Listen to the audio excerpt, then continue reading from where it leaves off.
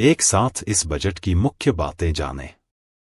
New tax regime में standard deduction 50,000 रुपये से बढ़ाकर 75,000 रुपये की गई।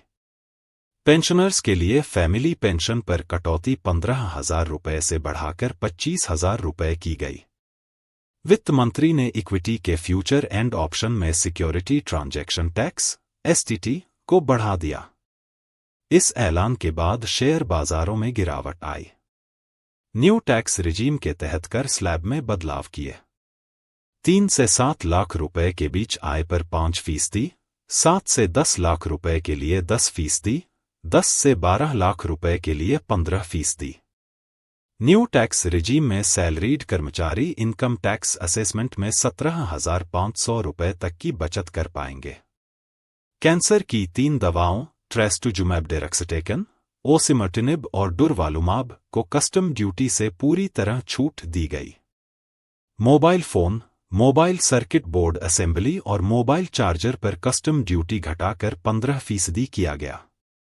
सोने और चांदी पर कस्टम ड्यूटी घटाकर 6% और प्लैटिनम पर 6.4% किया गया। शेयरों की रीपरचेज पर होने वाली इनकम पर टैक्स लगाया जाएगा। स्टार्टअप को बढ़ावा देने के लिए सभी वर्ग के निवेशकों के लिए एंजल टैक्स खत्म कर दिया गया। विदेशी कंपनियों पर कॉरपोरेट टैक्स की दर 40 से घटाकर 35% करने का प्रस्ताव रखा गया। अपील में पेंडिंग इनकम टैक्स असेसमेंट विवादों के समाधान के लिए विवाद से विश्वास योजना 2024 लाई जाएगी। सभी फाइनेंशियल और नॉन फाइनेंशियल एसेट्स पर long term capital gain tax 12.5% किया गया। लिस्टेड शेयरों से हुए 1.25 लाख रुपए तक के long term capital gain tax पर छूट दी गई। ई कॉमर्स कंपनियों पर TDS की दर 1 से घटाकर 0.1% की गई। विवरण दाखिल करने की तय तारीख तक TDS के पेमेंट में देरी को अपराध की कैटेगरी से हटाया गया।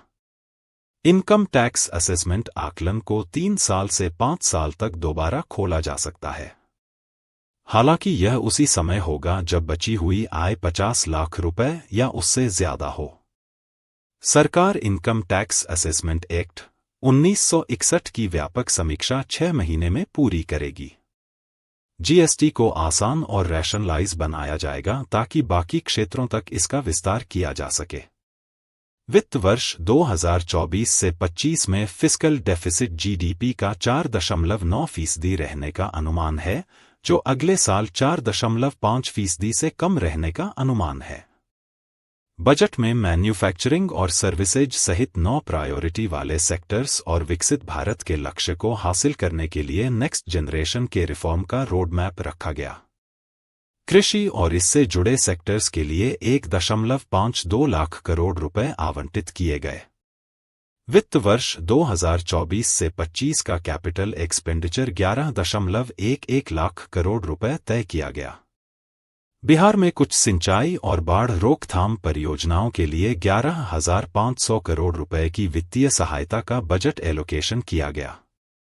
बहुपक्षीय विकास एजेंसियों के जरिए आंध्र प्रदेश को 15,000 करोड़ रुपए की विशेष वित्तीय सहायता दी जाएगी। इस बजट में हम विशेष रूप से रोजगार, कौशल विकास, MSME और मध्यम वर्ग और पर ध्यान केंद्रित कर रहे हैं। इस बजट में मोबाइल फोन और सोने पर कस्टम ड्यूटी में कटौती की गई है और कैपिटल गेन टैक्स को सरल बनाया गया है।